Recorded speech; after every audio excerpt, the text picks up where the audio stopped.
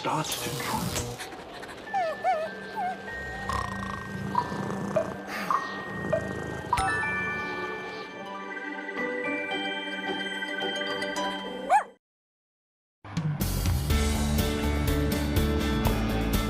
Pierce County is full of amazing trails that can be used right now as residents are limiting travel, limiting stays, and limiting contact to be safe and healthy. These trails, offered by Pierce County, local cities and towns, and park districts throughout our region, are beautiful spaces right in your backyard so you can limit travel and still enjoy the great outdoors. North Pierce County includes Puyallup and the Ording Valley up to the Carbon River entrance of Mount Rainier National Park. The Foothills Trail sits atop an historic railbed and snakes through the river valley connecting Puyallup and Buckley. This 21-mile trail is wildly popular with bikers, walkers, runners, and equestrians. Pierce County and many partners are working on future connections to the Puyallup Riverwalk Trail across the White River into King County and from South Prairie all the way up to Mount Rainier. Puyallup's Riverwalk Trail is a walking and bike trail located along the southern banks of the Puyallup River, connecting the city to the Foothills Trail and the Sumner Link Trail. Puyallup Loop Trail links 6 of the City of Puyallup's parks and open space properties, passing through city parks, city riparian and habitat areas, as well as city neighborhoods. This trail has both soft surface trails and sidewalk connections. Bikers have many street routes that connect the interurban trail out of King County with over 14 miles following historic rail lines. Getting out on your local trails can be an important way to improve your mental and physical health. During this time and always, safety is the #1 priority, so your trail providers want to remind you to limit travel, limit stays, limit contact, and be prepared while visiting trails at this time.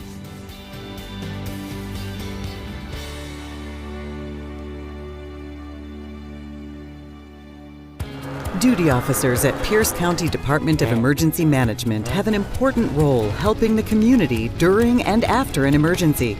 They are the eyes and ears of the department and the first point of contact when partners need additional resources and assistance with a crisis event at any time of day. Some of the duty officers' main responsibilities include coordinating with local law enforcement and fire districts, testing communication systems and equipment, and monitoring information across Pierce County for potential incidents. If a large emergency unfolds, they work with department leadership to activate the Emergency Operations Center to support the impacted communities. Duty officers hold other full-time positions at Pierce County's Department of Emergency Management and take turns throughout the year as duty officer. To support them, a duty manager coordinates with the leadership team, allowing the duty officer to concentrate on field assistance. Depending on the emergency, the duty officer can provide support by sending alerts to residents, deploying equipment, requesting regional support teams, and even activating the outdoor warning siren system if needed. There's a lot of great work we do by just doing those tasks behind the scenes that not a lot of people know about. Every day you come here, you're making a difference. If you're passionate about doing the best you can and helping out the community, you'll thrive. The duty officer plays an important role in Pierce County's readiness and responsiveness to emergencies and disasters.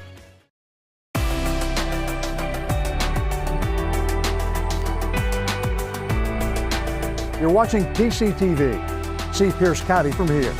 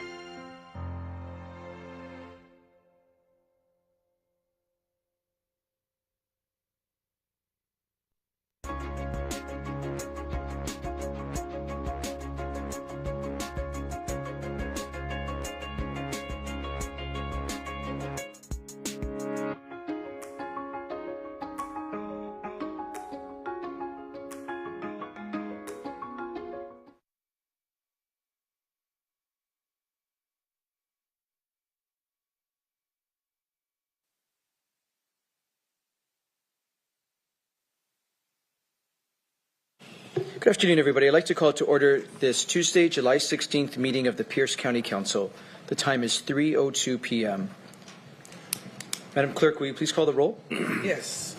Councilmember Campbell, excuse me. Here. Councilmember Groover. Here. Councilmember Denson. Here. Councilmember Herrera. Here. Councilmember Hitchin. Here. Councilmember Morrell. Here. And Councilmember Mello. Here. There are 7 members present, Mr. Chair. We have all 7 members present and a quorum. Item number 3 is our Pledge of Allegiance to the flag, our moment of silence, and our land acknowledgement. Today's moment of silence is dedicated to former Pierce County Councilmember Dennis Flanagan, who passed away last Wednesday.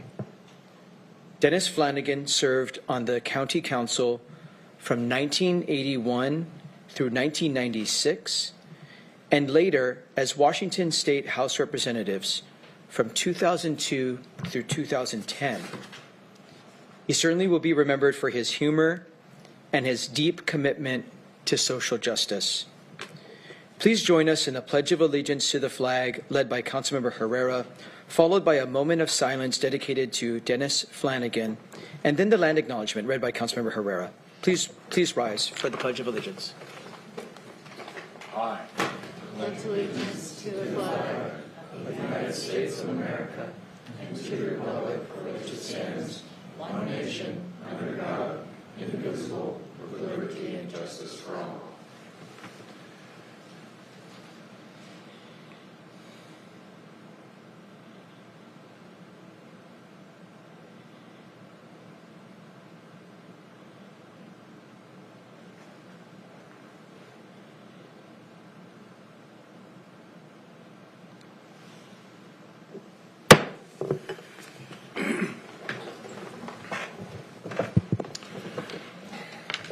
We acknowledge that we are on the traditional homelands of the Coast Salish tribes.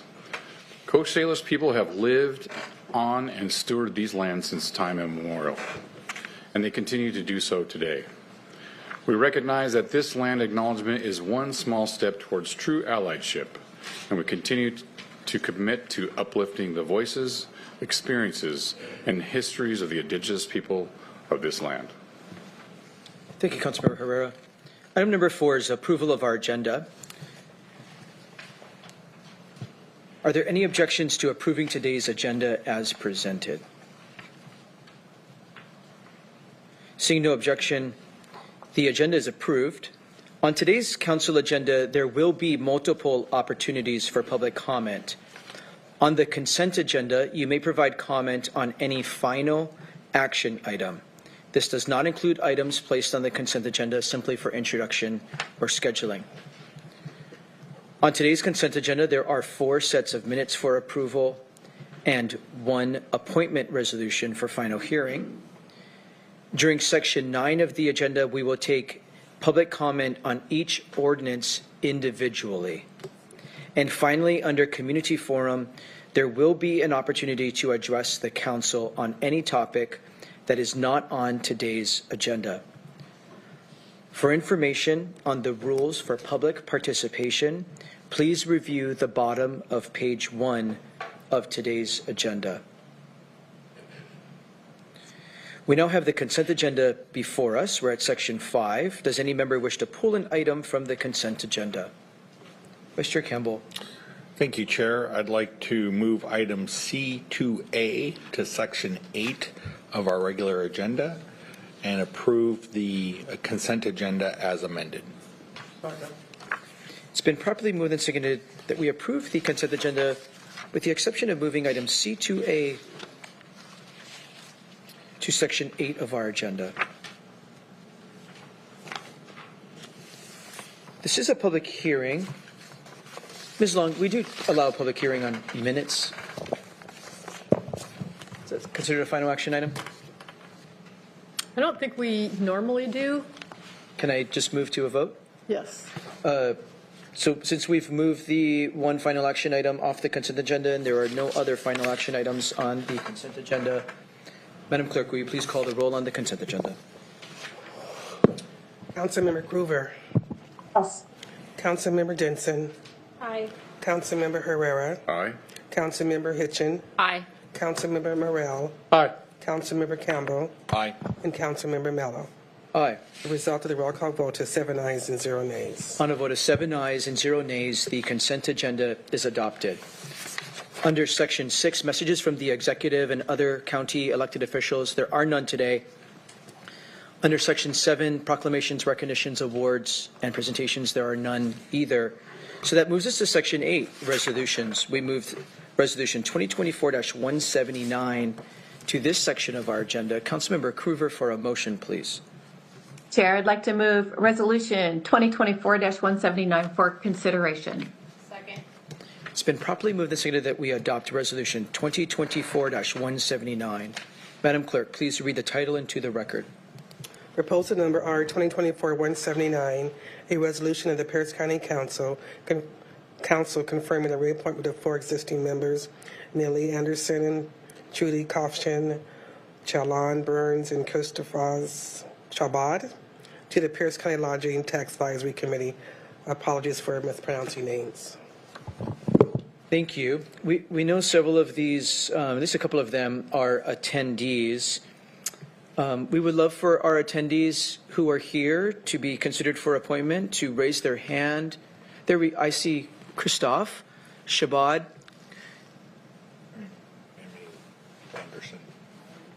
Christophe, could we start with you, please? We would love for you to briefly introduce yourself and share why you wish to serve.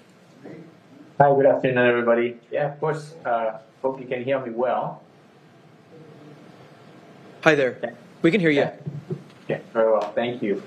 Well, thank you for the opportunity. And will mention that since I've been appointed in the first place, I certainly enjoyed what the mission of LTAC is about, especially as it comes to contributing to the local community and the growth of the hospitality business, at least from my viewpoint. And then seeing, the work that is at play here, and clearly understanding that it is a long-haul effort and it requires a good strategic outlook. When the opportunity was brought forth for me to be able to renew, it's certainly without hesitation I'd like to continue to contribute to that. So I would love to be able to do that, and I will welcome the support, and I will feel very grateful if I can continue to do so. Thank you for being with us. Mei Lee, we see you here. Thank you for being with us. We'd love for you to introduce yourself and share briefly why you wish to serve. Hi, I'm Nellie Anderson. I am a Pierce County resident and a tourism professional, and I absolutely am head over heels with the tourism industry and the work that we've been doing at LTAC. And I would love to serve another term and see that move forward. Thank you very much. Mr. Weinsberry, are there any other appointees?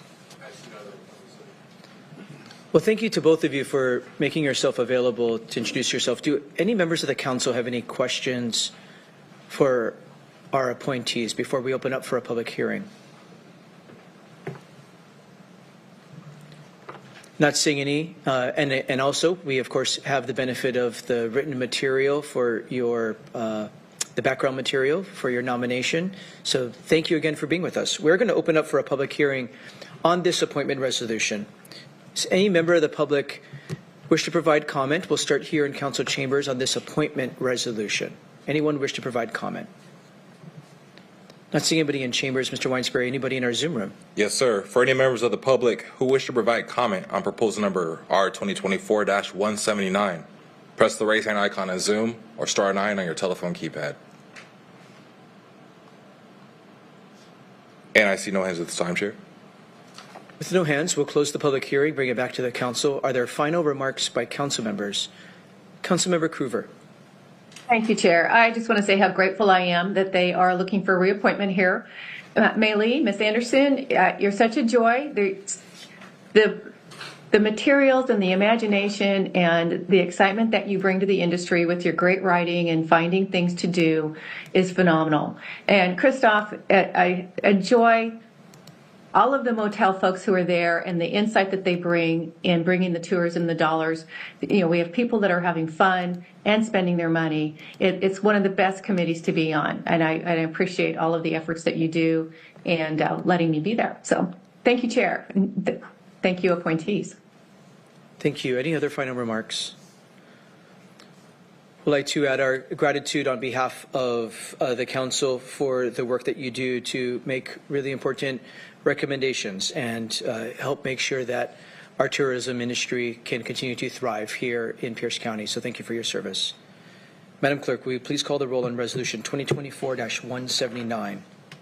Councilmember Denson. Aye. Councilmember Herrera. Aye. Councilmember Hitchin. Aye. Councilmember Morrell. Aye. Thank you. Councilmember Campbell. Aye. Councilmember Krueger. And Councilmember Mello. Aye. The result of the roll call vote is 7 ayes and 0 nays. On a vote of 7 ayes and 0 nays, the resolution is adopted. Thank you again. That brings us to Section 9, Ordinances. We have Ordinance 2024-527S before us. Vice Chair Campbell, for a motion, please. Only if the clerk has to read all of it. I move proposal O 2024-527S. It's been properly moved and seconded that we adopt Ordinance 2024-527S. Does the clerk have to read all of it? Madam Clerk, will you please read? Thank you. Proposal number O 2024-527S. An ordinance of the Pierce County Council authorizing the prosecuting attorney to commence condemnation proceedings after 180 days from the date. Last line, please. The last line is make minor amendments to the legal descriptions as needed. Thank you, sir. You're lucky we like you. Thank you, Madam Clerk. Mr. Swanson to brief the council. Yes, thank you, Chair Mello and members of the council. The first of two condemnation proposals before you this afternoon is ordinance number O 2024-527S. It does begin at page 50 of your electronic packet. This ordinance would authorize the Pierce County prosecuting attorney to initiate condemnation proceedings necessary for the completion of County Road Project 5763, which involves improvements to a portion of the 122nd Avenue East corridor spanning from 146th Street Court East to 136th Street East. This is in the South Hill community. An aerial map is provided on page 69 of your packet. The ordinance also finds the acquisition of the land is in the general benefit or welfare of the county and is a public necessity as required by the Revised Code of Washington.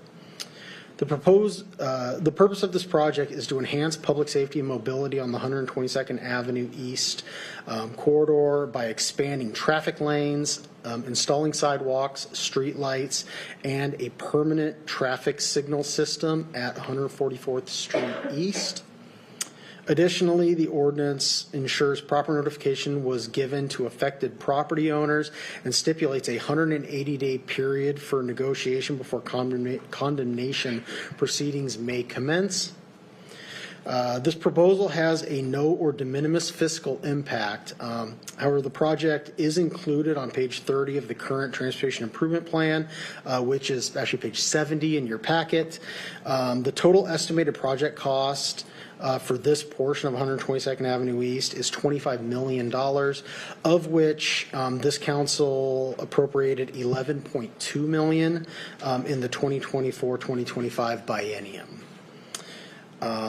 We do have on the Zoom call Ms. Letitia Neal from Planning and Public Works, and council staff are available to answer any questions.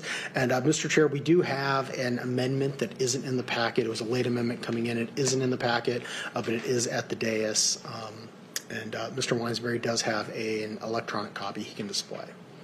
Thank you. Let me first turn to Ms. Neal from the department to see if she has anything to add. Not at this time, thank you. Thank you for making yourself available. Any questions from council members before we consider Amendment 1? Not seeing any. Councilmember Morrell to move Council Amendment number 1, please. Thank you, Mr. Chair. I move Council Amendment number 1 to proposal 2024-527S. Second. It's been properly moved and seconded that we adopt Council Amendment number 1. Mr. Swanson to brief. Yes, thank you, Chair Mello, and staff apologizes for the late notification on this memo, but it is good news. The proposed amendment would remove 2 parcels from both the title and from the list and descriptions in Exhibit A. The reason for this removal is the county has reached agreement with the property owners of these parcels, and it is no longer necessary for them to be listed in the ordinance. The 2 parcels in question are parcel 214-502-0010 and parcel 0419236022. Again, it would then remove those both from the title of the ordinance and within Exhibit A, where we have both the list of parcels with the details of the property owners and everything, and the extended descriptions that are in Exhibit A. That would those would all be eliminated for those 2 parcels. Thank you. Any questions about Council Amendment number 1? Not seeing any. We'll take a voice vote on the adoption of Council Amendment number 1. All those in favor, please say aye. Aye. Opposed, nay. The motion is adopted. We now have the proposal in front of us as amended. We're going to open up for a public hearing. Anyone here for this public hearing on ordinance 2024-527S? We'll start here in chambers. We're going to invite you to come to the podium and state your name for the record, and you'll have 3 minutes to make your remarks. There will be a timer on the television to your right if you are here in council chambers. So let's just open it up. Who's here for this? Please come to the podium. Please remember to state your name for the record. Good afternoon, Chair Mello and council members. My name is Derek Scott. I'm an attorney with the state in the state of Washington, bar number 57305. I represent Ashley Morris and April Reichart. Tax parcel number 6021170010. We've commenced negotiations. I expect that we will reach negotiations provided we can get to the decision makers, and I just wanted to introduce myself for the record. Thank you. Thank you very much for being here. Anyone else here for this ordinance? We're still here in council chambers, inviting anyone for public comment on ordinance 2024-527S. Just want to make sure everyone has an opportunity to come and speak if they want to. Are there any questions about what ordinance we're on? No? I just want to make the folks in the back are. I guess we're unclear why we're here. Okay, go ahead. I'm not forcing you to testify. I just want to make sure you've the ability to. Sure. My name is Jonna Noble, JohnaNoble. And I am representing myself and my husband, and we are part of the homeowners that are affected by this project. And while we all agree that the traffic in this area is terrible, and we do want to see a change, if you're looking at the map that is in this project, you're in the red line, there's 122nd Street, which, yes, should be expanded. Directly behind our properties, the 3 houses represented here, is a parcel of land that is owned by Parks and Rec of Pierce County. But for some strange reason, the county has approached all of us bordering that property to rent part of our land for a period of 2 to up to 7 years by law, and just removing fences and whatever have you to be able to facilitate this project. While we understand that that may be needed, realistically and really the financial responsibility as a taxpayer and homeowner in the area, I do not understand why they are not working with Pierce County Parks and Rec in that vacant land that is wilderness and working with that area rather than tearing up 4 homes along the back side of fence, moving property. I mean, we're talking thousands of dollars. That to me doesn't make any financial sense when there is vacant land directly behind us. Now I understand Ashley's a little bit different situation. She's on the corner, so the side of her property along the other project would need to be affected, but the others of us, that does not make any financial sense. So as right now, you guys are you're recommending to pass this, And I'm thinking, is anyone really looking at what they're asking? Yes, the road needs to be expanded, but are we not, why not working with the county, working with another part of the county to use the land that is sitting there existing, and it's trees and grass back there? There's no structures in the portion that they're asking to use. The structures they want is 3 to 4 feet into my property, and they want to put up a plastic orange fence for 2 to 7 years to protect my land. That just doesn't make a whole lot of sense for my family, my children. And so I'm asking you to consider that. Is that a good financial responsibility for taxpayers? And how that affects, voters and homeowners. Thank you very much. Anyone else wish to provide comment on this ordinance? Please come to the podium. Please state your name for the record. You have 3 minutes. Yes, I'm David Waller, and I'm the neighbor right next to her and Bob. And what happens is it tapers, that line that she was mentioning, it tapers like from 3 feet on mine to 4 feet and 95 feet. And they want to tear our fence. I've got a really great fence. They got a brand new fence. And then they want to put a temporary fence up. And we're being told sometimes, oh, it's only going to be 3 months. But this project is up to 7 years.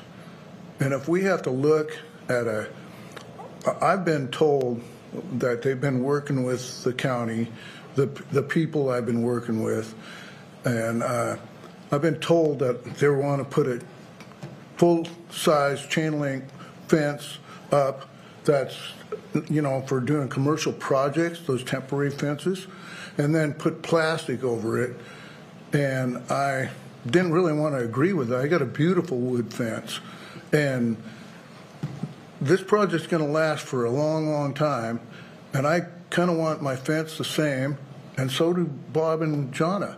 And otherwise, like she was saying, it's kind of the Pierce County's property all in there. There's like 40 acres, and then there's a road, which is like a green belt, which is also owned by the county, to go down to the ponds down below our project, where we live.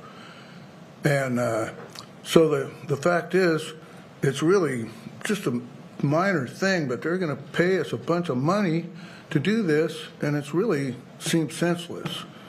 But as she was saying, right? You agree with that?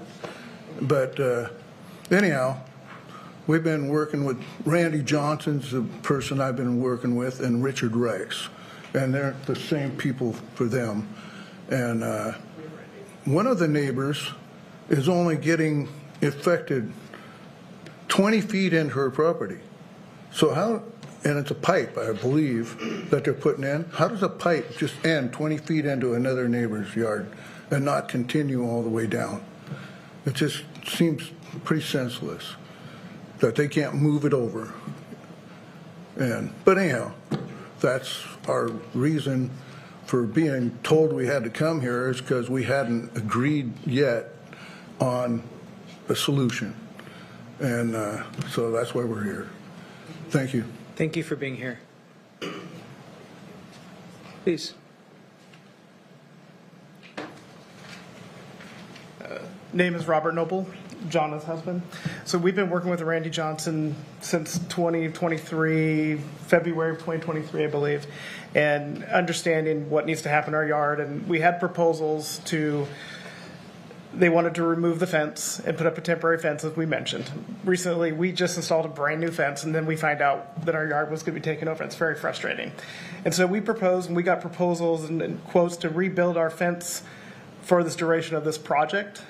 And Randy has had very little communication with us. And there's times where he'll call us or leave me a voicemail and say, hey, it's Tuesday, can you meet Friday? well, our lives are a little more impacted than can we just drop everything and meet with them. And I've asked him to send me an email, tell me what the county wants to propose, because he keeps telling me that there's proposals, but we've not seen anything in writing. And we've even proposed, or we've given him a quote of what it would cost to rebuild our fence so we can have the privacy and the security of our fence that we had just installed with landscaping, rocks, and bark and all that. And it's been very frustrating that the communication from him has been almost nothing. And its communication is different for us, and it's different for Dave, and it's different for Ashley. And we're not all talking to the same people. I don't think you're not talking to Randy at all. So, yeah, and we get different stories. They get a different story of what the plan is and how long it's going to be.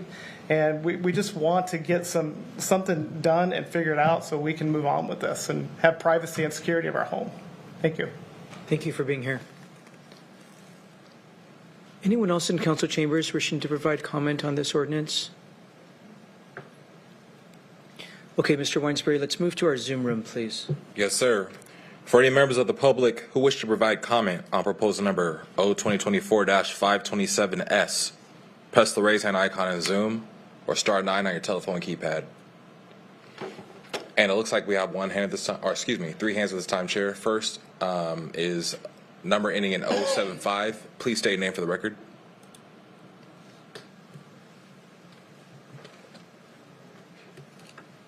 Hi, this is Roxy Giddings. Thanks for taking my call. It sounds like I was getting ready to ask the questions that need to be answered in this case, and that is this a lot of this construction, whatever you're doing down there, on hard pan? And in any case, what is being done with the water that will be running off of all of this land that's going to be paved? And in conjunction with that, it seems to me like we better look into those acres that are down there, because they just might be on vacant land from Conservation Futures, because sometimes there is a nice, beautiful piece of property that has been given to the county. And anyway, that definitely should be looked into. And the business of speaking with people that work for the county on things like this,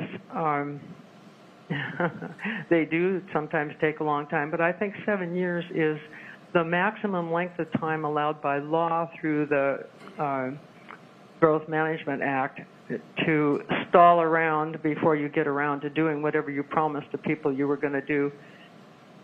And so it could be anywhere from a few months to 6 or 7 years. I thought it was 6 years, but maybe they've changed it. Anyway, I feel for these people who actually I can just absolutely hate condemnation proceedings, period. It seems to me like it's just going after it. But I'm really worried about the water, and that's the first thing that needs to happen. If they need to build a creek through some Conservation Futures land, they might go about it that way, instead of ripping up people's places and putting a bunch of pipes underground, which are going to be too small, aren't going to work right, and end up with culverts that cost us $1 billion to make bigger. And I just really think that this whole process that these people are going through sounds to me like it's water that the problem is, because they've got to get the water off of that and not flood anywhere or anybody. And I think you should look into, I mean, if it isn't in Conservation Futures, then what is the designation for that property? Anyway, thanks for listening, and I hope I hear some answers. Thank you, Ms. Giddings. Next, we have last name Markle. Please state your name for the record. Yolanda Markle, Frederickson. And yeah, what's happening to these people is kind of what happened to me on regarding the Canyon project. They tore down everybody's fences, and all these people have no boundaries anymore. They ripped them all. They were new. And now we've got this big street going through, and these people, they don't even know. I've talked to a few of them. And they say, well, we haven't heard. They said that they could probably help us. But another issue is just like Ms. Giddens said, where are the environmental impact statements? Where is it? Of course, it's probably water. That's what we're all, Pierce County's been chasing, building stuff on wetlands that they're not supposed to. And now you want to put an ugly fence for 7 years for these poor people and their property? I'm sorry, that's wrong. You guys need to stop doing it. The water needs to flow and you need to do it right. And if you're not going to do anything and you're not going to compensate these people, it's wrong. You have to stop doing wrong things. Building on wetlands, telling people to wait for 7 years while you take their property when there's something adjacent that could work. But we all know what it's all about. We're trying to get the zoning changed to build on wetlands legally. And the federal government will not allow it. And the Growth Management Act is doing a dance. And if you've got money, you can try and fight the Growth Management Act. But everybody, you know, here we have, these poor people have to get attorneys and all this stuff when it's wrong. Just wrong. And totally illegal. Pierce County does not have precedence over state and federal waters. Wrong. You guys fight Pierce County because what they're doing is wrong. Thank you. Thank you, Ms. Markle. Next, we have phone number ending in, phone number ending in 874. Please state your name for the record. Good afternoon, Chair Mello. Can you hear me okay? Yes, we can.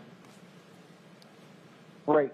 Hey, I was hoping you could help me clarify something. So this ordinance directs the Pierce County prosecuting attorney to commence condemnation proceedings against the identified properties. Is that correct? Correct.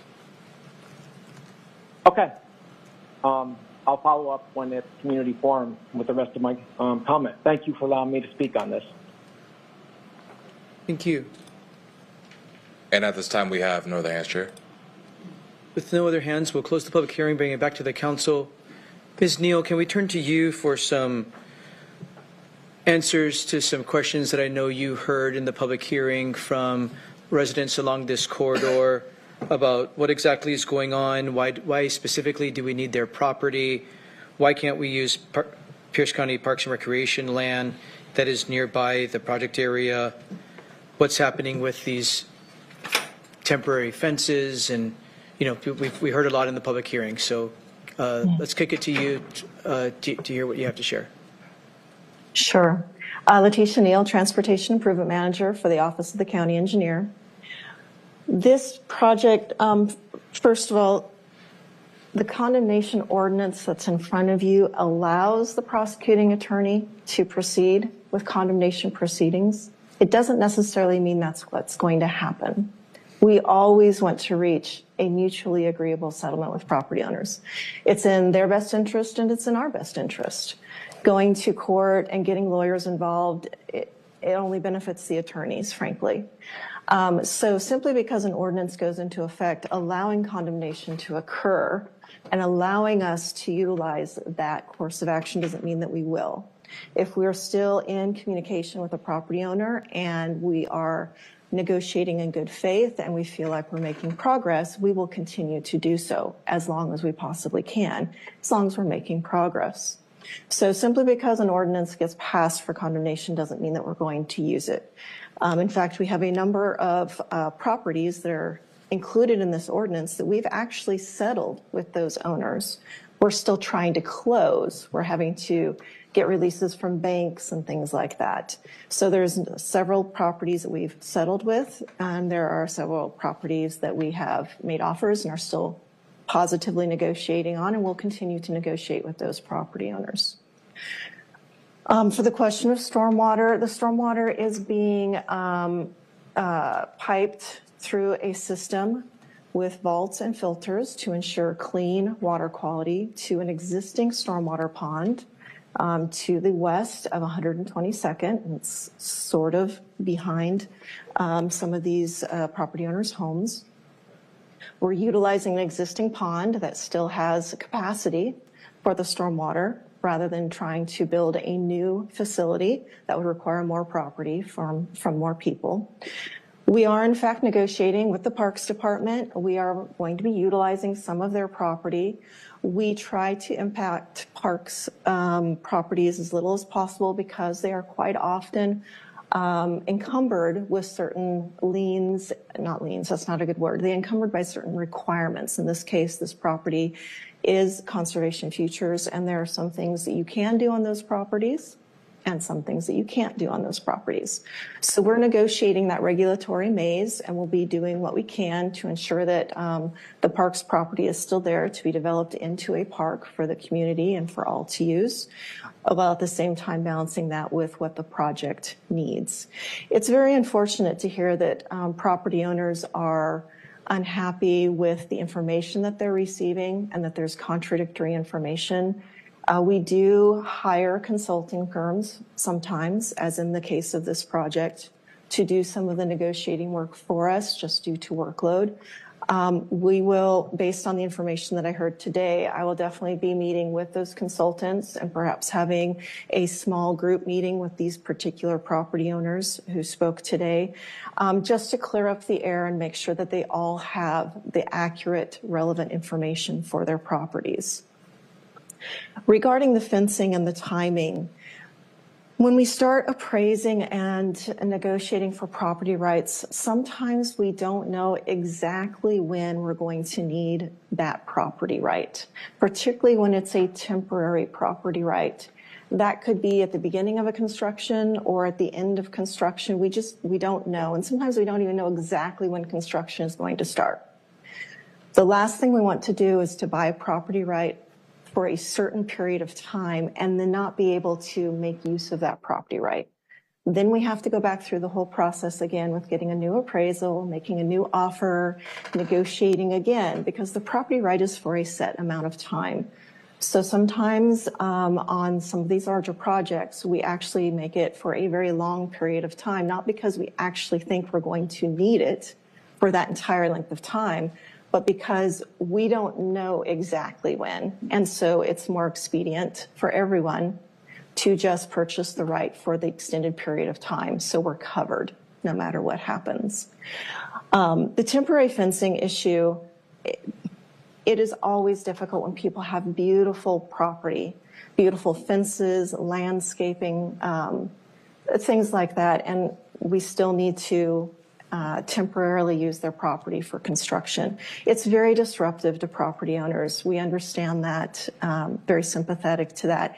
We too try to make sure that the offer that is made does provide compensation for some of that disruption to their private life and their enjoyment of their property. We understand it's still going to be a disturbance, and hopefully that's one of the issues that is part of the negotiation process and they're talking about with our representatives. But again, it sounds like maybe these property owners unfortunately are not getting the best of information or the best communication from our consultants. So I will speak to our consultants and arrange a meeting so that we can try to resolve some of those issues.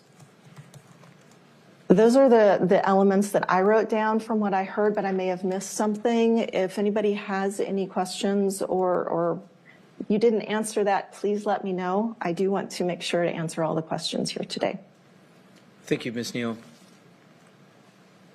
Questions or comments by council members will begin by Vice Chair Campbell. What are the projected construction dates as we currently know it? As we currently know it, we are hoping to go to construction. We have been hoping to go to construction in the spring of next year. However, we have also recently been informed that we have the opportunity for some legislative appropriation money. That would be a benefit to the county to receive additional funding for the project. If we accept that money, it will push construction out for a year or more. due to the amount of additional hoops and paperwork we would have to maneuver through. So we've been hoping for the spring. If we accept the money, we may have to accept a delay in the project. That decision has not been made yet, whether we'll accept the money. We're weighing the pros and cons. And this is a great example of one of the elements we need to take into consideration is the impact to the community and to the citizens and to the traveling public, frankly. And if this gets delayed from 2025 to 2026, how long do we expect the project to take? We are looking at a 3-year construction window. Okay. That's all I have for right now, Chair. I might have one more follow-up. Thank you, Vice Chair Campbell. Councilmember Kruger. Thank you, Chair. Ms. Neal, could you elaborate a little bit more on the temporary condemnation for the temporary property right? Am I understanding that they're using it for the staging and then when it's done, they get the property back? A temporary property right is just that. It's a temporary use, so it's like a rental is a good way to look at it. It can be used for a number of things. It can be used for staging or simply that we need the space to be able to build something. For example, if you were to build a wall, the wall may be right at this line, but you're going to have workers and equipment on both sides of the wall having to build it. When the wall is built, you don't need those people in that space anymore. So that's where we would acquire a temporary right. I'm not saying that's what we're doing on these particular properties, but that's a very easy example to envision. So it's still a property right, so it still has a value associated with it. We still acquire that property right, but it is for a limited period of time. In a smaller project like a sidewalk project, exclusively a sidewalk project, no widening of the road, no traffic signals, but just a sidewalk project, we can really narrow in on a tight time frame because we know the project is only going to take a year's time. In fact, in most cases, it's only going to take 3 or 4 months' time in the summer to do this project. But a project of this size and scope, and for the number of years that it will take to complete the project, we don't know when in that time frame the work will actually occur on this particular person's property. So rather than try to guess and be wrong and then have to come back and renegotiate with the property owner and disrupt them some more with meetings and signing of papers and negotiating, we will sometimes elect to use the entire window, the maximum amount of time that we think possible to calculate what that easement time length needs to be. It doesn't mean we're using it that entire length of time, but it leaves the window open and the property owner is paid for that entire length of time. Does that answer your question, Councilmember Kruger?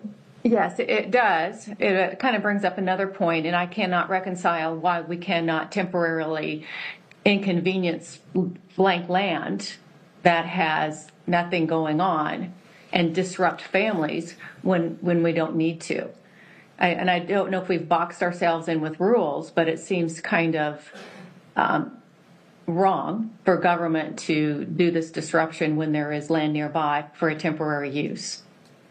Sometimes it does feel like we have boxed ourselves in with the regulations that we have to comply with. The parks property has inherent value associated with it, with those trees and that vacant area. And that's part of why it was part of Conservation Futures money that was involved in the property. That puts certain restrictions on what we can and can't do with the property. However, to compound the issue even more, there is an existing easement that runs along the backside of these properties. And so we're trying to utilize as much of that existing easement as possible. There is already stormwater infrastructure under the ground in that area that we will need to be able to access. We're going to need to be able to access that easement area. That's part of the disruption to the fences and to these people's property, not just the fact that we have parks property on the other side. I will go back and take another look at the design and see if we can squeeze it up a little bit tighter and possibly alleviate some of these issues that are coming to the forefront. I can't promise anything, though. It is really tight in this area. There are a lot of different aspects that we have to look at when we're putting this design together. I understand it's quite the puzzle, but it bothers me that we don't allow for the flexibility to utilize that vacant land, although you noted the stormwater. But this is difficult. Yeah. Thank you, Chair. Thank you. Any other questions or comments? Can I add one more thing? No, I'm sorry. We closed the public hearing. Vice Chair Campbell. Thank you, Chair. Ms. Neal, you made a couple comments. You want to go back to the consultants. A couple of these properties are, sounds like, within a few days of settling or a few weeks of settling. Is this something that we need to move forward with today, and why? Yes, sir. We do need to move forward with it today. One of the reasons for doing so is that if we are able to go to construction in the spring, we need to have time to be able to move forward with condemnation proceedings on those few parcels that have been uncommunicative and have refused to negotiate with the county. We do have a few of those. Sometimes having a condemnation ordinance in hand will spur property owners or their representatives to start talking to our negotiators, but sometimes not, in which case we need time to be able to file the paperwork with the courts, get a hearing in front of a judge to have an official declaration of public use and necessity, and to get possession of the property rights that we need to be able to start construction. That's really a timing aspect and why it's critical that it be passed at this time. The other side of it is, again, remember that passing a condemnation ordinance doesn't mean that we'll actually move to condemnation on these parcels. If we are actively negotiating with other property owners and they are doing negotiations in good faith and we're making progress toward a resolution, it is not in the county's best interest to move forward with condemnation proceedings.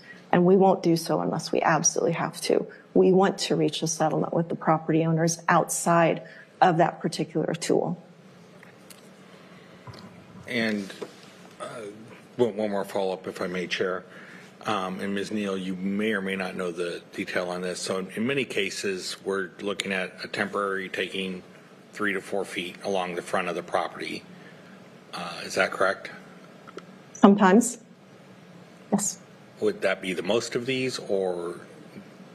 I would have to look at the plans to tell you for sure.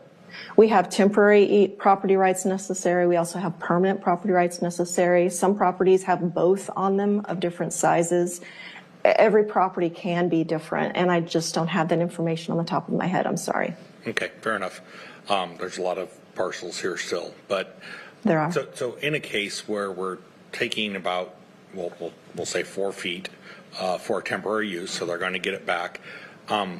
What is the amount of, and I know it can really depend on the value of property and some of that, but just ballpark for us here, council who has no clue. Are we talking hundreds of dollars, thousands of dollars, hundreds of thousands of dollars?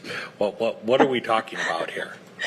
It depends on the size of the property, what it's being used for, what the value of the improvements on the property is. If there is a very rundown 1970s, never been updated, 1-bedroom home, it's going to be valued differently than a built in the last 10 years, 3-bedroom, 2-bath home that's in very good shape. So there's a lot of variations there.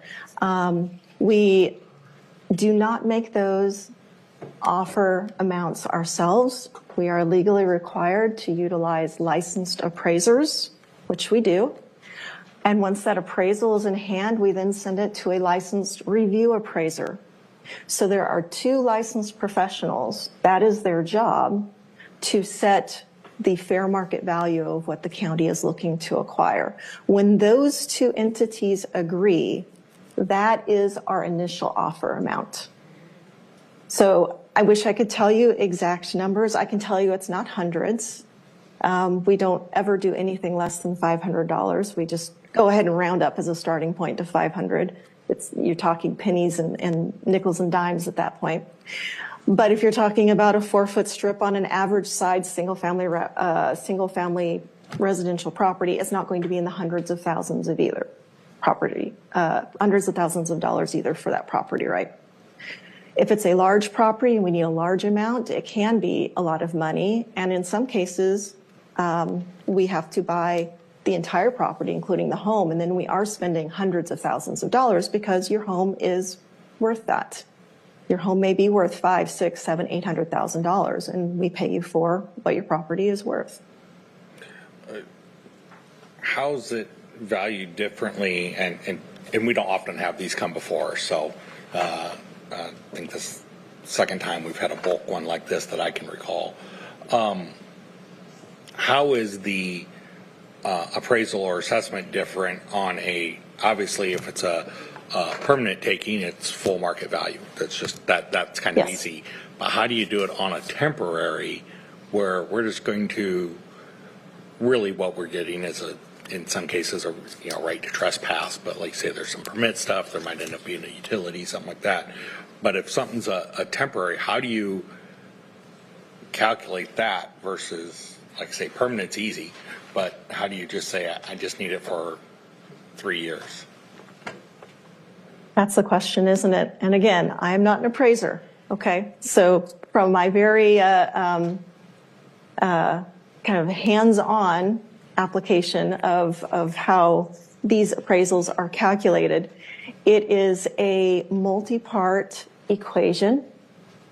They look at not only the property value itself, but also what they refer to as a cost to cure, which is if, for example, it's a temporary property right we need, but to utilize that property right, we're having to remove a fence or remove a landscaping, things that can't be easily put back. So it's not just the value of the property, which is perhaps a percentage, is an easy way to look at it, a percentage of the overall property value, but it's also what is built on there or growing on that piece of land, how it's being used, that can also contribute to the value. So there's a lot of different factors that go into an appraiser's evaluation of temporary property rights. It makes it a very complicated thing, and I'm very glad that it's not something that I do on a regular basis.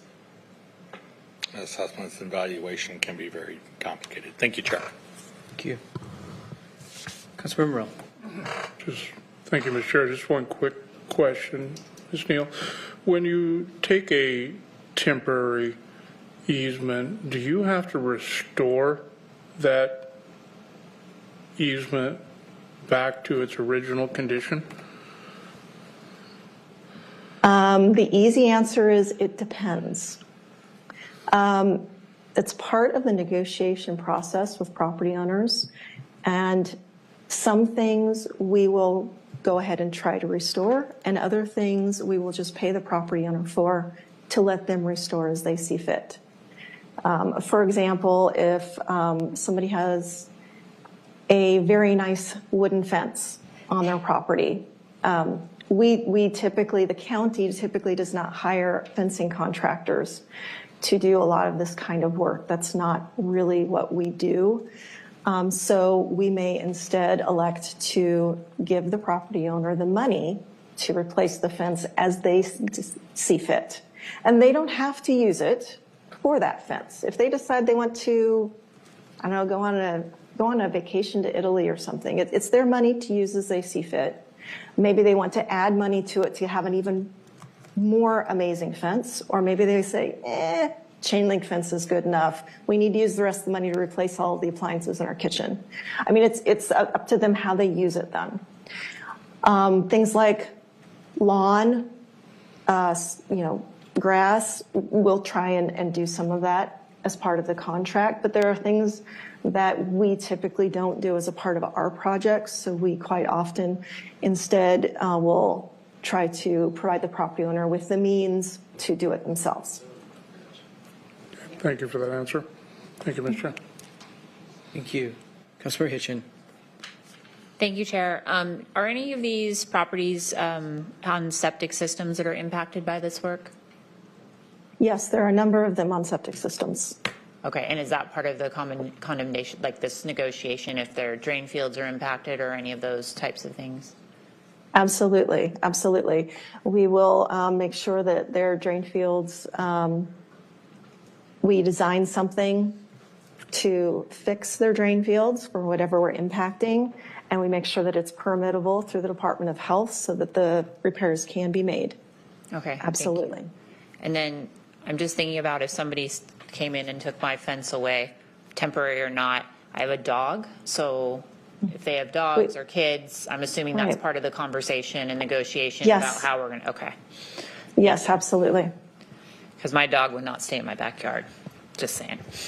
So. No. Thank you. Thank you, Chair. Thank you. Councilmember Morell, your bill, do you want to move forward? Yes. I don't see any other questions or comments today. Ms. Neal, thank you for answering our questions and comments and hearing from the public. Thank you for your added commitment to work with the consultant team, the right-of-way agent consultant team, and the internal team who's communicating with constituents and property owners in this geography who are getting different information. So thank you for hearing the frustration and making a commitment to making sure they're all getting more frequent and consistent and accurate information. And I also hope that constituents heard that condemnation is the very last resort, that the department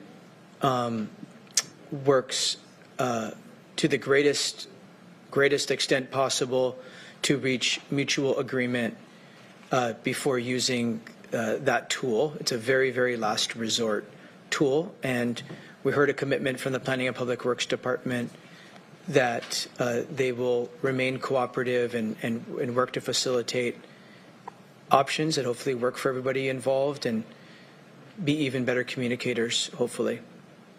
So that is the expectation. Councilmember Morell. Thank you, Mr. Chair. And as Councilmember Campbell's indicated, this doesn't happen very often. 2 years ago, it happened up in District 1 along a major corridor of 198th Street going to Tahali. I think about the same amount of properties were impacted, including an HOA. And the same kind of concerns came up, and the same fears came up as Councilmember Hitchen said. A lot of these were people's backyards, so they ended up having to move drain fields and other items and replace fences. So, and I met with quite a few of them, and I will say that after the process was done, they were all satisfied in the outcomes that happened. And today, obviously, they have a road that now handles some of the capacity. I know the challenges that you have on that corridor. I couldn't imagine trying to get in and out of your homes without someone letting you in.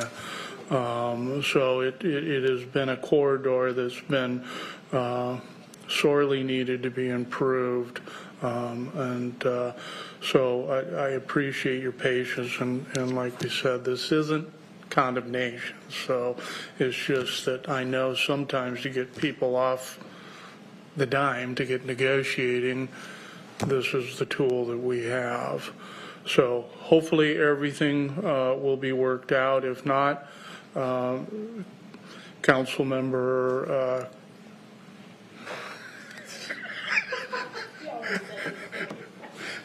okay, I won't mention any council members to make calls to, but you can call me. That's fine. But let's just make sure that the results are mutual benefit for everyone involved, and it is a challenge when this is happening. And but I think there again, this corridor needs to get expanded, and you'll appreciate all the sidewalks and the bike lanes and all the stuff that comes with it. So thank you, and I urge your support on this. Thank you.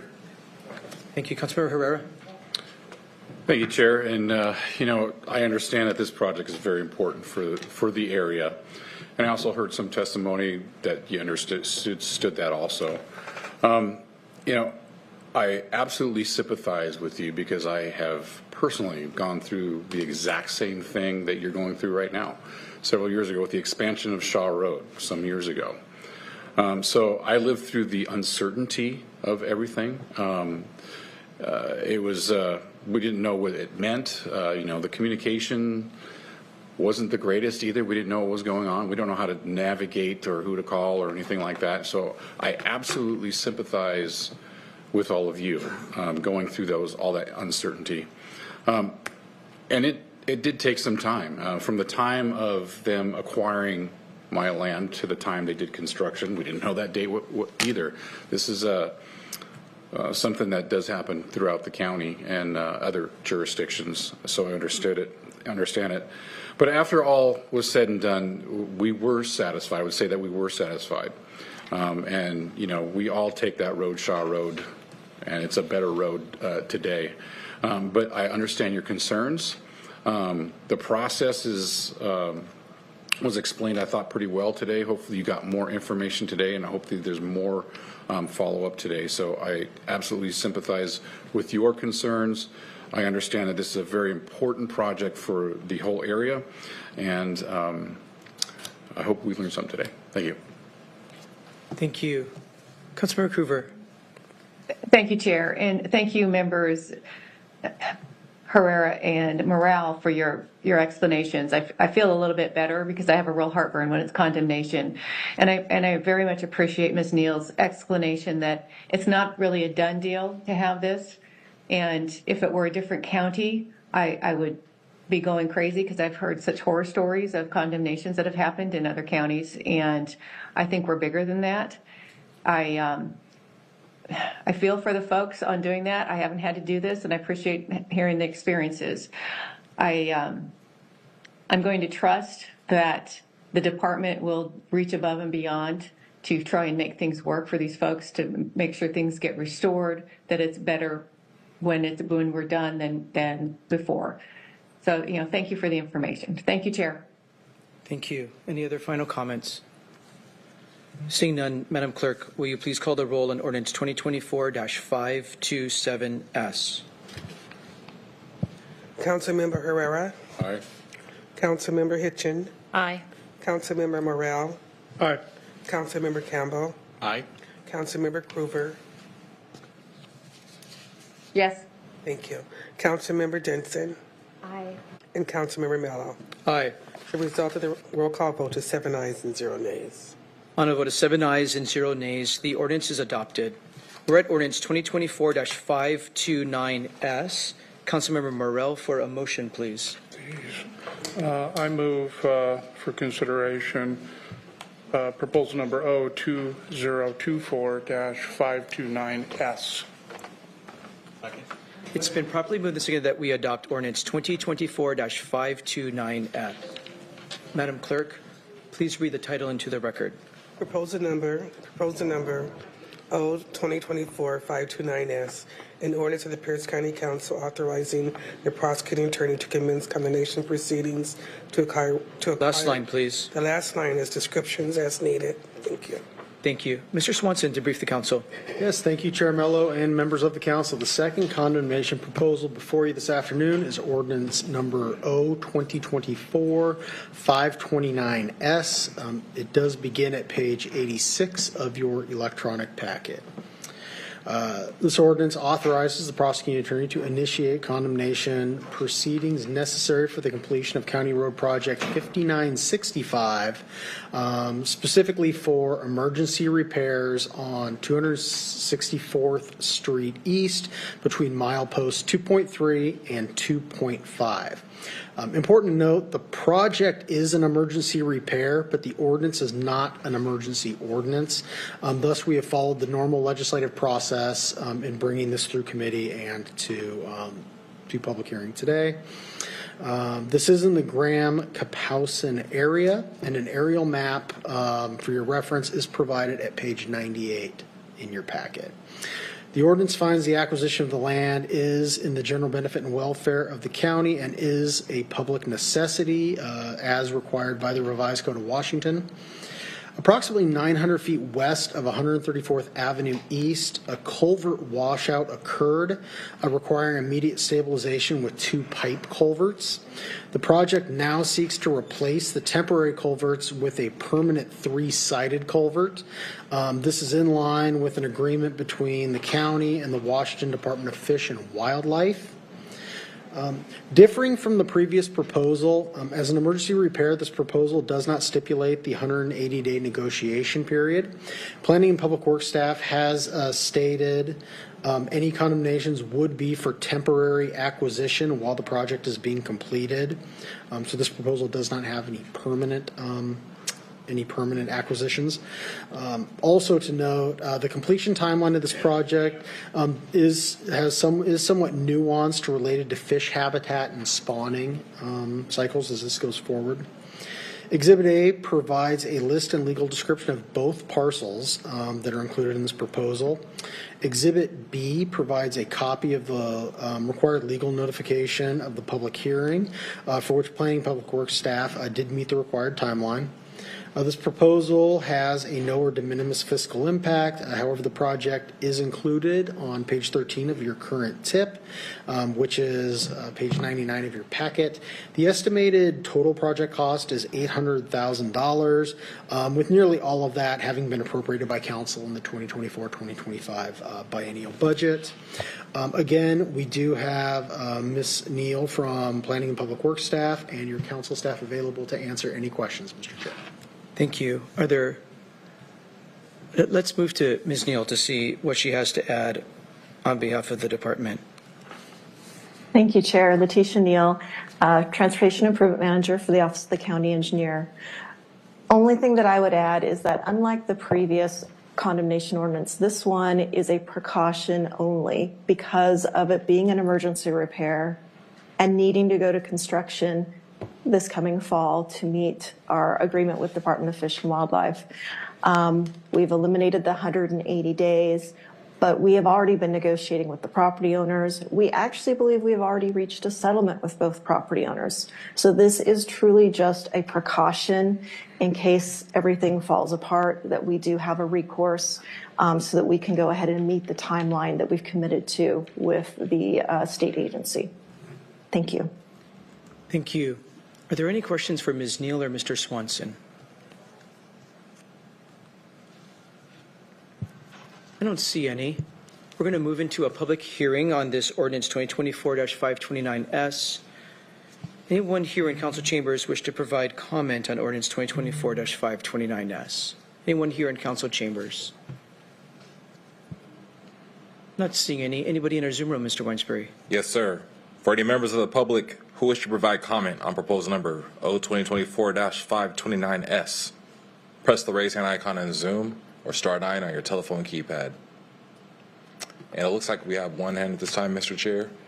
And phone number ending in 874. Please state your name for the record.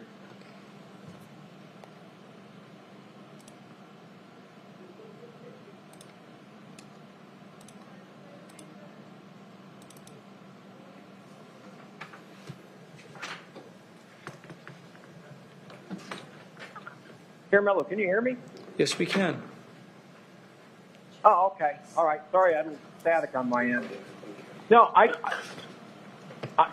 just really wanted to thank the Pierce County staff, the employees, and the elected officials for taking such extraordinary, making such an extraordinary effort to preserve individuals' property rights. And I just think it's notable.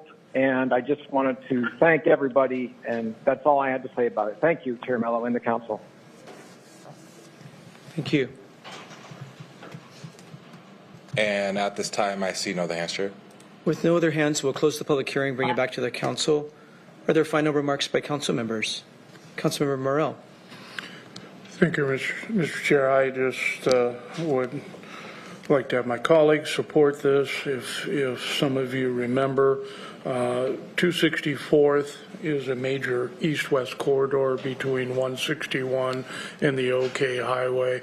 We had a washout of the original culvert, and fortunately, Bruce Wagner was able to find a culvert that was undersized, but yet they could open up the road with it. And so the county installed that, and after about 4 or 5 months was able to open up that corridor.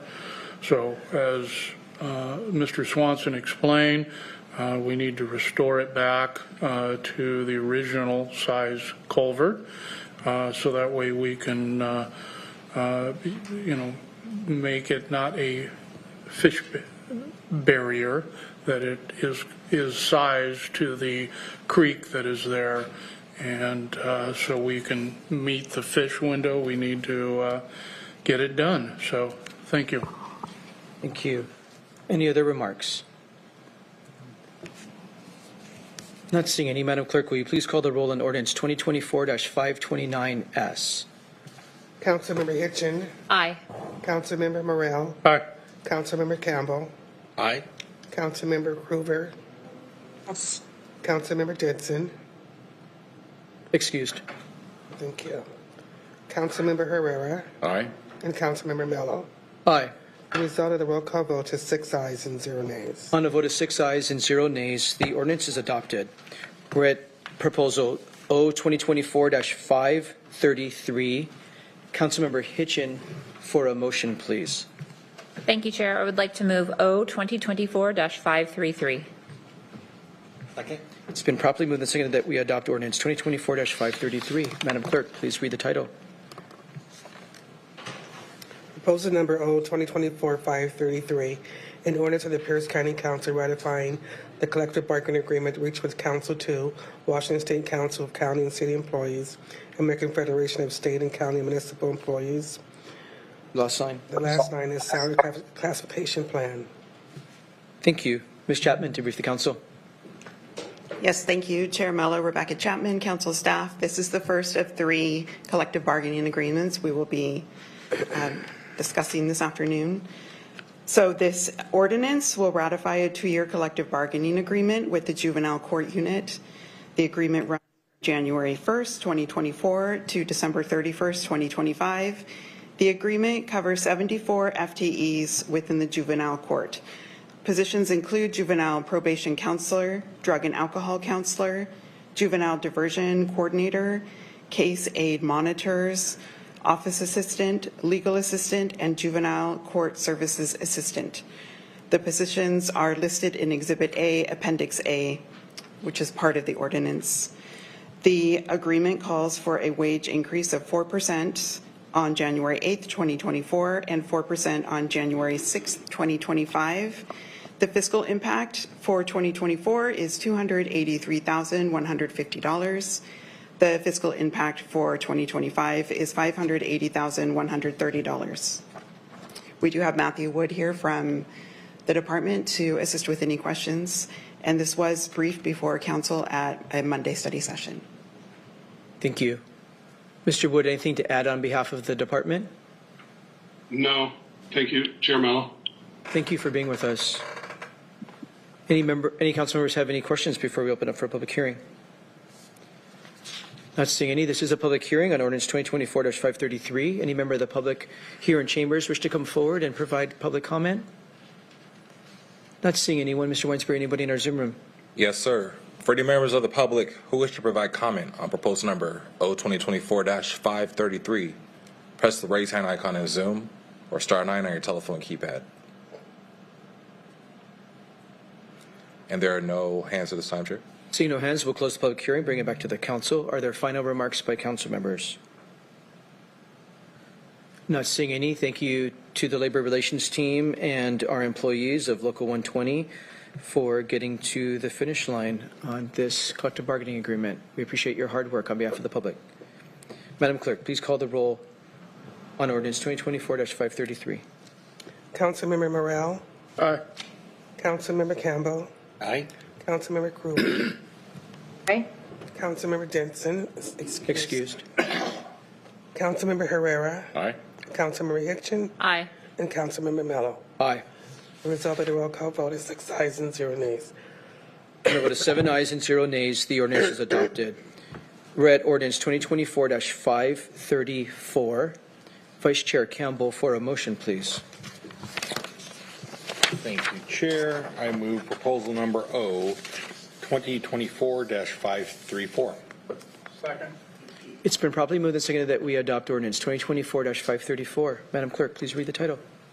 Proposal number O, 2024-534. An ordinance of the Pierce County Council ratifying the collective bargaining agreement reached with the Council to Washington State Council of Counties. Last line, please. December 31st, 2025, and amended the Pierce County classification plan. The word salary should be in there. Thank you. Ms. Chapman to brief. Thank you, Chair. This ordinance begins on page 133 of your packet. This ordinance will ratify a 2-year collective bargaining agreement with the Corrections Non-Uniformed Group. The agreement runs from January 1st, 2024 to December 31st, 2025. The agreement covers 11 full-time FTEs in the Corrections Bureau. The positions covered include correctional technician and office assistant 2. The mental health evaluation specialist is now also covered. A complete list of positions can be found in Exhibit A in the ordinance. The agreement calls for a wage increase of 4% on January 8th, 2024, and 4% on January 6th, 2025. The fiscal impact in 2024 is $39,900, and in 2025, the fiscal impact is $80,850. Again, this was briefed at Monday's study session, and we do have Matthew Wood here from the department. Thank you. Mr. Wood, what do you have to add on behalf of the department? Thank you, Chair Mello. No additional information. Thank you for being here. Do any council members have any questions about this collective bargaining agreement? We've discussed this in study session. We've discussed it in closed session. So none of this is new to the council. Not seeing any hands, we'll move to a public hearing. Any member of the public wish to provide comment on ordinance 2024-534, please come to the podium, state your name for the record. Not seeing any member of the public come to the podium. Mr. Weinsbury, let's move to the Zoom room. Yes, sir. For any members of the public who wish to provide comment on proposal number O 2024-534, press the raise hand icon in Zoom or star 9 on your telephone keypad. And I see no hands at this time, Chair. With no further hands, we'll close the public hearing and bring it back to the council. Are there final remarks by council members? Seeing none, Madam Clerk, will you please call the roll on ordinance 2024-534? Councilmember Campbell. Aye. Councilmember Kruger. Aye. Councilmember Herrera. Aye. Councilmember Hitchin. Aye. Councilmember Morrell. Aye. And Councilmember Mello. Aye. The result of the roll call vote is 6 ayes and 0 nays. On a vote of 6 ayes and 0 nays, the ordinance is adopted. Our final proposal today is ordinance 2024-535. Councilmember Campbell for a motion, please. Thank you, Chair. I move proposal number O 2024-535. Second. It's been properly moved and seconded that we adopt ordinance 2024-535. Madam Clerk, please read the title. Proposal number O 2024-535. An order to the Pierce County Council ratifying the collective bargaining agreement reached with the Council to Washington State Council of County and City Employees. Last line. Salary classification plan. Thank you. Ms. Chapman. Yes, thank you, Chair Mello. Thank you, Chair Mello. This begins on page 171 of your packet, and the ordinance will ratify a 2-year collective bargaining agreement with Council 2, Washington State Council of County and City Employees, American Federation of State, County, and Municipal Employees, Local 120 General Unit. The agreement runs from January 1st, 2024 through December 31st, 2025. The agreement covers 376.98 FTEs in 2024 and 382.98 FTEs in 2025. There are 8 departments that are affected. Would you like me to go through all of the departments and positions? I don't think so. We've briefed on this before. Okay. A complete list of these positions can be found in Exhibit A of the ordinance. The agreement calls for a wage increase of 4% on January 8th, 2024, and 4% on January 6th, 2025. The one change is that the Superior Court Family Law Guardian ad litem position has been removed from the agreement, and all of the FTEs that are covered in this agreement in 2024 and 2025 are in the current budget. They were all, the additional positions were all added and due to be filled in 2025. So that's why there's a difference in the numbers. The fiscal impact for 2024 is $1,503,380, and in 2025 the fiscal impact is $3,084,210. And the funds impacted are General Fund, Sewer Utility, Human Services Fund, Planning and Land Services, and Building and Development Fund. Planning and Land Services, Building Development and Development Fund. Thank you. And Matthew Wood is still here from the department. Thank you. Mr. Wood, anything to add on behalf of the department? There's an additional retention bonus for the juvenile detention officers and $2,500 effective if they were on the payroll of June 10th of 2024, an additional $2,500 as long as they're on the payroll as of June 8th of 2025. Mr. Wood, thank you for highlighting that. That was an important aspect of the county council's budget our biennial budget that we adopted, was providing resources to you to negotiate that very item so that we can retain juvenile detention officers to support the team at Raymond Hall, who's experiencing a major staffing shortage, and to keep that facility safe and help them do their job well. So thank you for including that in the bargain and getting that to the finish line. Do any council members have any questions before we open up for a public hearing? I don't see any. This is a public hearing on ordinance 2024-535. Anybody in council chambers wish to provide comment? Not seeing any. Let's go to the Zoom room. Mr. Weinsbury. Yes, sir. For any members of the public who wish to provide comment on proposal number 2024-535, press the raise hand icon in Zoom or star 9 on your telephone keypad. And I see no hands at this time, Chair. With no hands, we'll close the public hearing, bring it back to the council. Are there final remarks by council members? Not seeing any. Madam Clerk, will you please call the roll on ordinance 2024-535? Yes. Councilmember Krueger.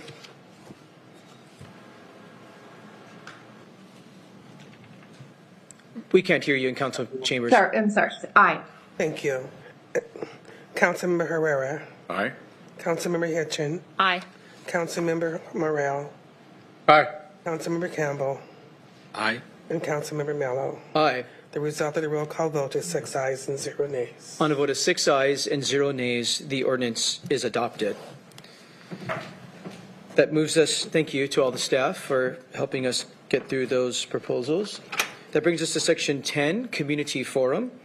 Community Forum is an opportunity for members of the public to address the council on any topic that is of significance to or affecting Pierce County government and that did not appear on today's agenda. There is a 3-minute time limit. Please state your name if you would like it on the record and address all your comments to the chair. We'll start with those in council chambers. Is there anyone in council chambers wishing to participate in Community Forum?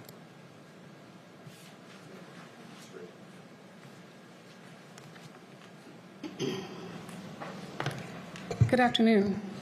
I'm Valerie Hartwell. I'm a PCO and delegate for the 216th precinct. I'm also a pastor. I'm straight. I believe in godly marriage between one biological woman and one biological man. I was here. I want to thank you and commend you, Ryan Mello. Last week I was here for over 5 hours waiting to be able to speak in opposition to that flag. I think you did a skillful job in having that hearing last week to prevent any of us who wanted to speak against that you kept this meeting going on last week until way after 7 o'clock, that we didn't get a chance to oppose that flag. So I'm going to address that now. You cleverly manipulated last week's hearing, going until after 7 p.m., purposely prolonging the homeless crisis you know well is going to get vetoed down. But you use that for your campaign that you know is going to get vetoed down, just so that we couldn't speak in opposition. Ma'am, you can't talk about any campaigns in these council chambers. You made a proclamation without the vote of the people last year because the Democrats rule right now and not the Republicans, and you did not give a chance to the voice of all the people, not just the LGBT community, to be able to stand against you putting this flag up here. Without the voice of the people. I want to commend and applaud Councilmember Amy Kruver for her righteous, godly stand to oppose this perverse flag in this chamber that does not represent all the people. I commend and applaud Amy Kruver for pointing out the profane, perverse pictures showing what's being seen in our streets and cities that is an offense against God and nature. Amy Kruver's godly righteous stand pointing out the perversion in the public streets, stealing God's rainbow, trying to force feed down our throats, is depraved and lacking family values and morals. She was correct. Putting this ungodly flag in these chambers without the voice of all the people, not just a minority few in the LGBT community, is discrimination beyond the pale, meant to erode and destroy the family unit and innocent children. An all-queer choir has been going around the country singing this song, and you can see it on YouTube. They've been singing this song, "We're Coming After Your Children." Last week, you all took a picture up there saying Happy Pride, but you've forgotten the families and the children. This all-queer choir has been singing, and you can research it for yourself on YouTube. They're saying, "We're coming after your children." Thank you. Your time has expired. Thank you very much. You don't. You had. Thank you. Thank you. No, thank you. Your time has expired. Thank you. Anyone else wishing to provide public comment in community forum? Thank you. Thank you very much. Thank you very much. Anyone else wish to participate in community forum here in council chambers? Not seeing any. Mr. Weinsberry, anybody in our Zoom room? Yes, sir. For any members of the public who wish to provide comment, press the raise hand icon in Zoom or star 9 on your telephone keypad. And it looks like we have one hand at this time, Chair. Phone number ending in 874.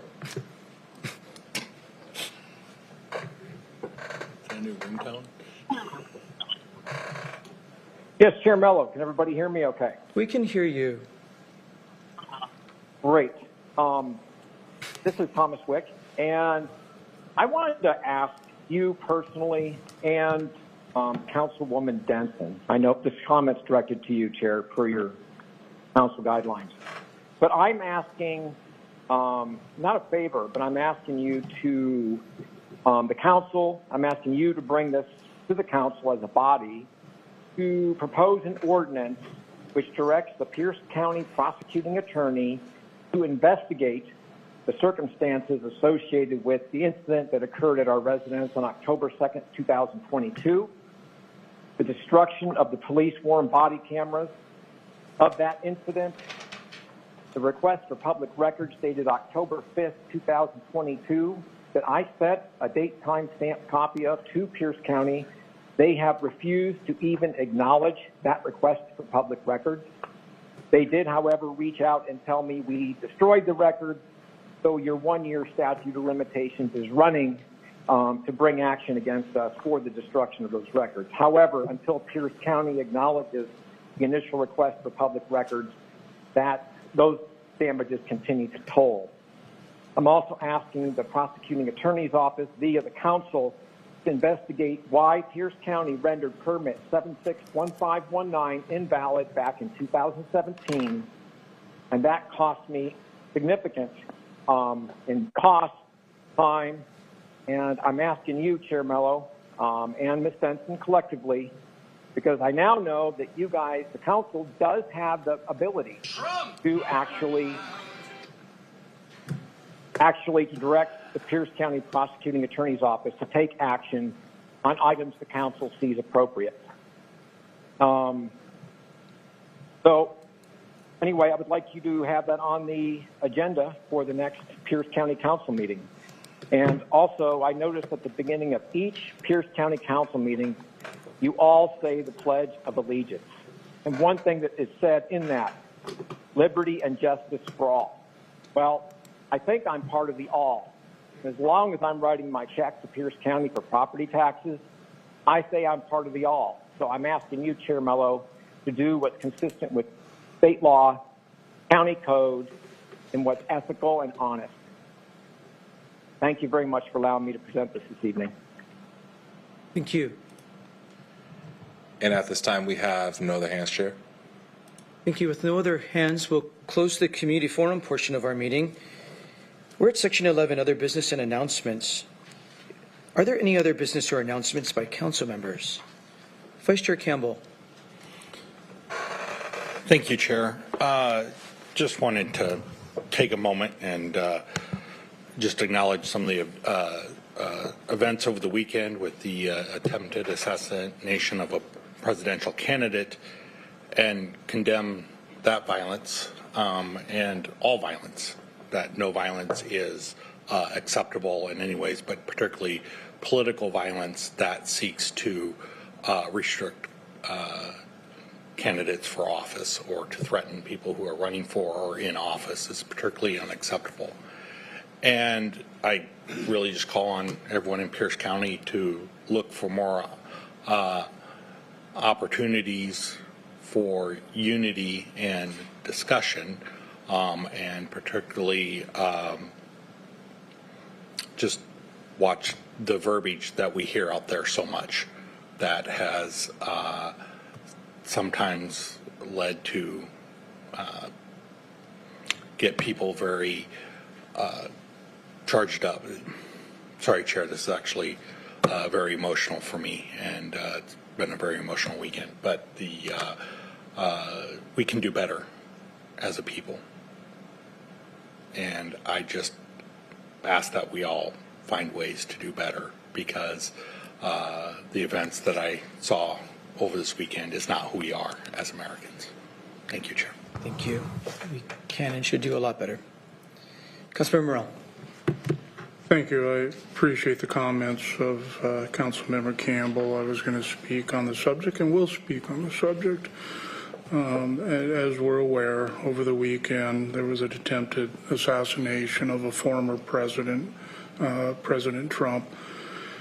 And our thoughts and prayers are definitely with the victims and the family who lost a husband, a father, and just sounds like an all-around great person.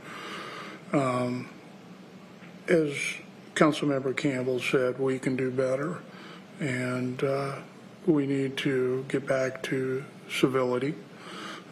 Civility promotes mutual respect for each one of us. I think it's the essential glue that holds society together, and I think we've lost that ability to discuss our differences and settle them without violence. And we may not agree philosophically with someone, but that doesn't need to end in a violent act. And as we're all politicians up here, we've all taken the arrows and the spears, and I don't say literally, but figuratively speaking, that is kind of part of the job, but it does get pretty personal for us. And I just would like to have everyone just kind of take a moment and think about how they respond to things. And in no place that I could think of that acting out violently against an individual that doesn't agree with you is a right way to handle our disagreements. So thank you, Mr. Chair. Thank you. Could not agree more. Any other business or announcements by members? Ms. Long, is there any other business for council this evening? With no other business before the Pierce County Council, we are adjourned.